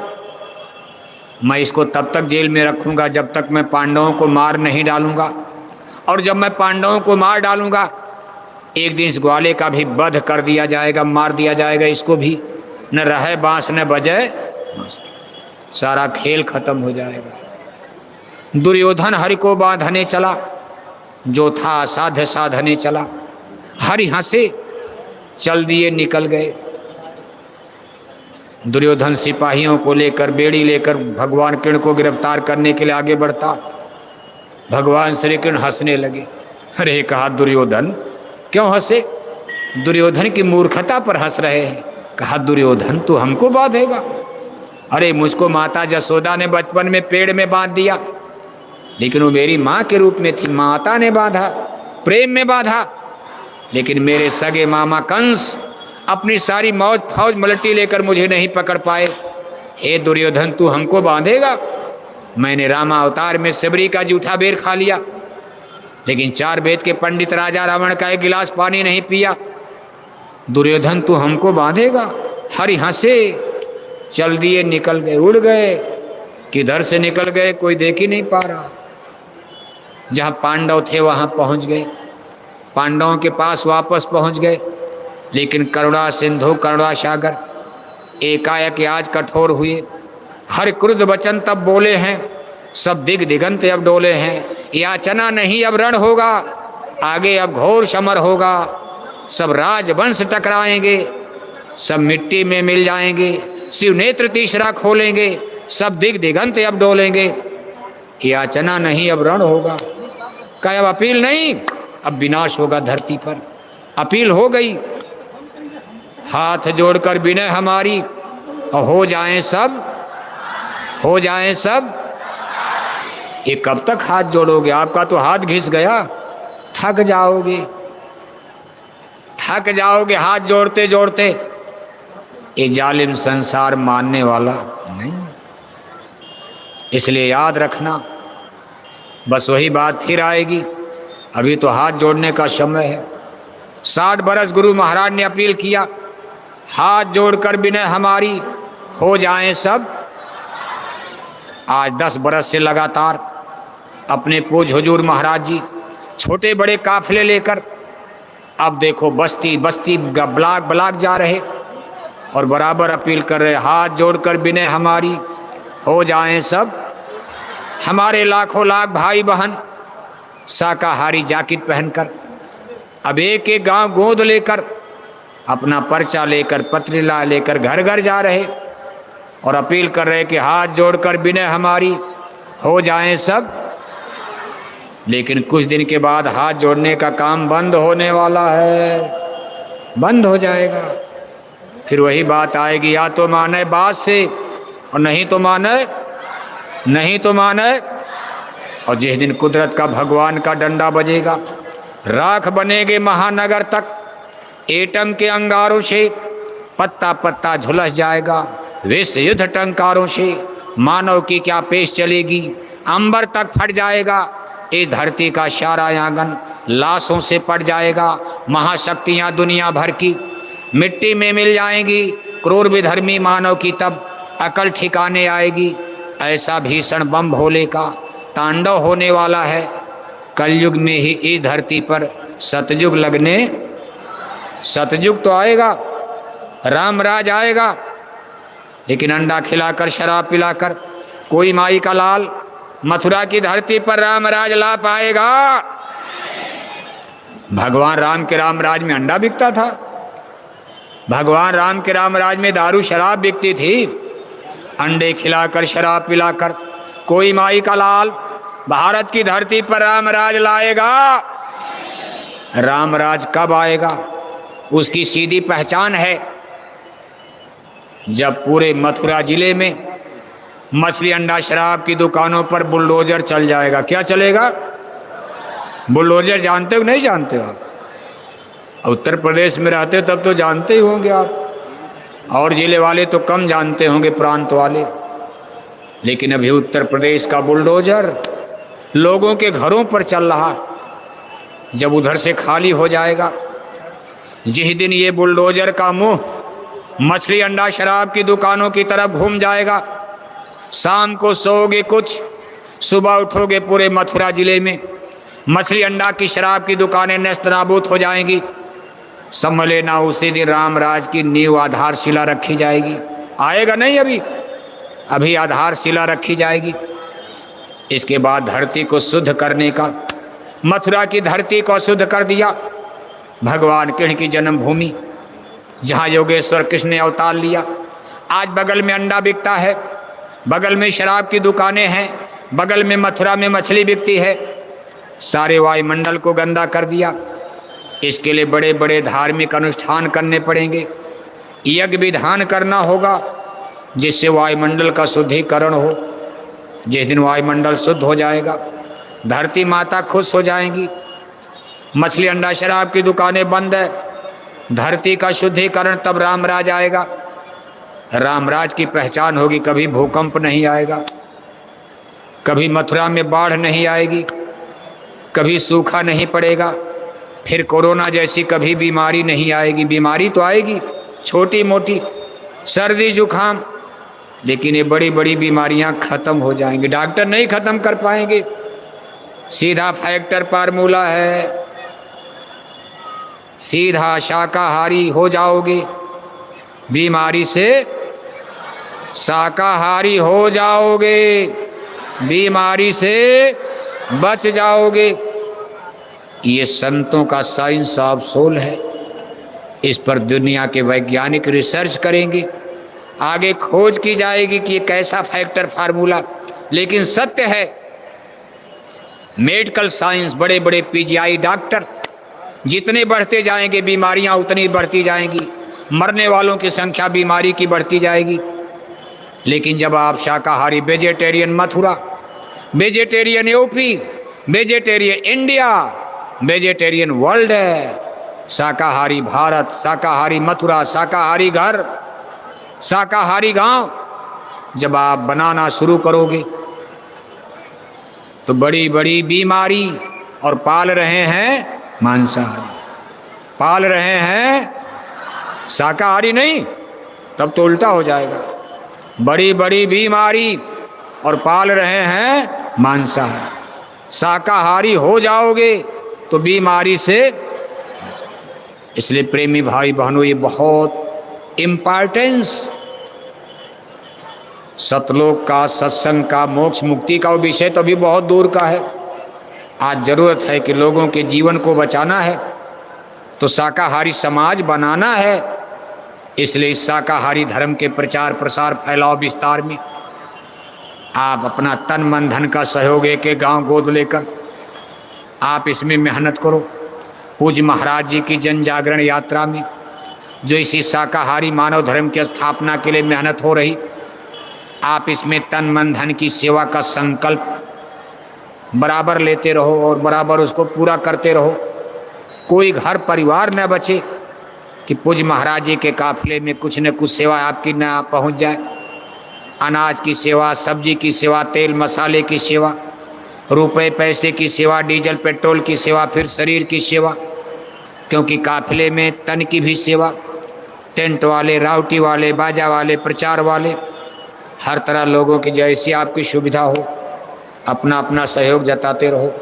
देखो कल प्रातःकाल अमृत बेला है, बड़ा सुंदर समय 22 दिसंबर, आज ही रात में 12 बजकर कुछ मिनट पर पूजा प्रारंभ हो जाएगी मंदिर में। ठंडी है, परेशान मत होना, कोई भगदड़ नहीं है कि जल्दी पूजा कर लोगे तो ज़्यादा लाभ मिल जाएगा, पिछड़ जाओगे कम मिलेगा। बड़े इत्मीनान के साथ नहा धोकर, सर्दी जुकाम बुखार है गर्म पानी करके शरीर पोंछ लेना, कपड़े बदल देना, इन्हीं की 2 बाल्टी नहा के जुकाम में पकड़ ले आपको। अपनी अपनी स्थिति अनुसार मंदिर में पूजा प्रसाद आप लेते रहना, दया दुआ बरकत का प्रसाद। साथ ही साथ कल प्रातःकाल की अमृत बेला में प्रातःकाल 8 बजे से पूज्य महाराज जी का सत्संग संदेश होगा। नए लोगों को नामदान, गुरु दीक्षा, गुरु मंत्र, जिन नए लोगों को आप लाए हो समझा बुझाकर उनको पहले से ही तैयार कर देना और समय से इस मैदान में आकर 8 बजे के पहले आप सब लोग इत्मीनान के साथ बैठ जाना, धीरज के साथ एक एक शब्द को सुनना और नाम के मोलक दौलत जो आपको बख्शी जाएगी आप इसका पूरा लाभ फायदा प्राप्त करना और लोगों को इसका लाभ लेने में मदद करना। बराबर ये कार्यक्रम भी 24 दिसंबर तक लगातार चलेगा, बराबर सुबह शाम चलता रहेगा। अपने अपने तरीके के अनुसार अपना आना जाना, आप जो भी आपकी व्यवस्था है, कुल मिलाकर आप भाग्यशाली हो जो ऐसे मलिन युग कलयुग में आपको गुरु महाराज मिल गए और सूरज शब्द योग, नाम योग साधना का ये शाश्वत सनातन सच्चा मार्ग आपको प्राप्त हो गया। बोलो जय गुरुदेव।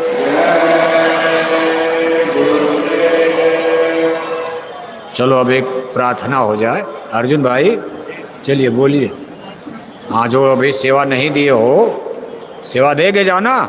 अरे चलो 10 है तो लेकिन 2 तो 10 10 10 और 10 के आगे बिल्कुल 10। ये कब तक चक्का जाम रहेगा? थोड़ा बढ़ाओ। बड़ी बड़ी नोट बटुआ फुट कर क्यों करा देते हो आप? फुट कर करा लेते हो। 10 से 100 में काम चला लेना चाहते हो। 10 यहाँ 10 यहाँ 10 यहाँ। अरे गुरु महाराज ने जब दया कर दिया तो थोड़ा देना। देते रहोगे, सेवाएं मिलती रहेंगी, दुआएं। सब लोग खोज खोज करके रजिस्टर झोली में सेवा देने की कोशिश किया करो।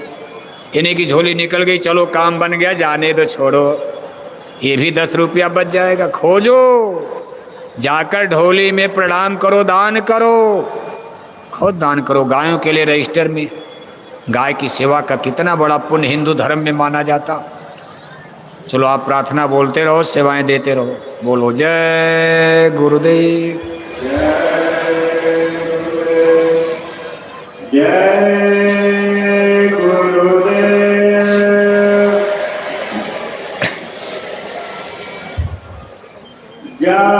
जागरी मोरी सुरत सुहागिन।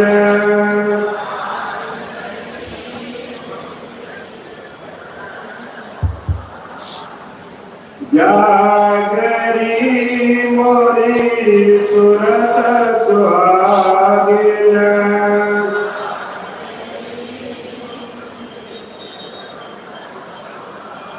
क्या परसोवत मोहनी दमे।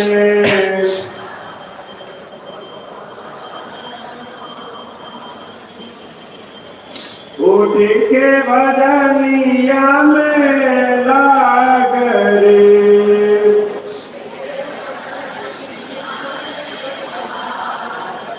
जागरी मोरी सुरत सुहागिन। क्या बजा बच्चा? टाइम क्या हो? टाइम सुनो जय गुरुदेव।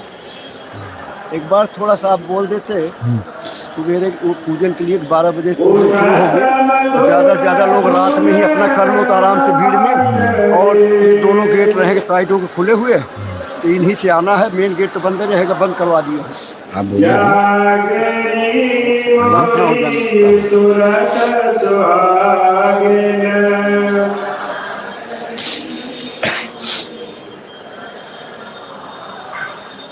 दो कर जोड़े शीश चरणन दे,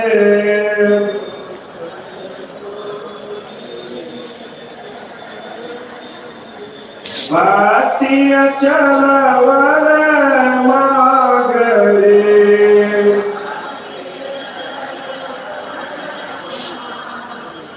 जागरी मोरी सूरत सुहागिन,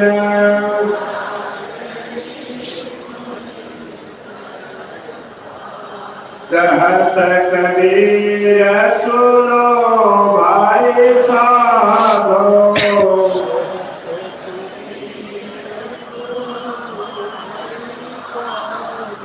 जगत पीठ दे भागरे,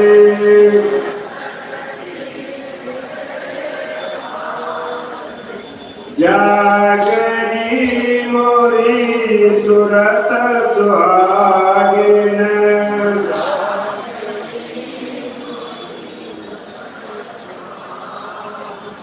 जय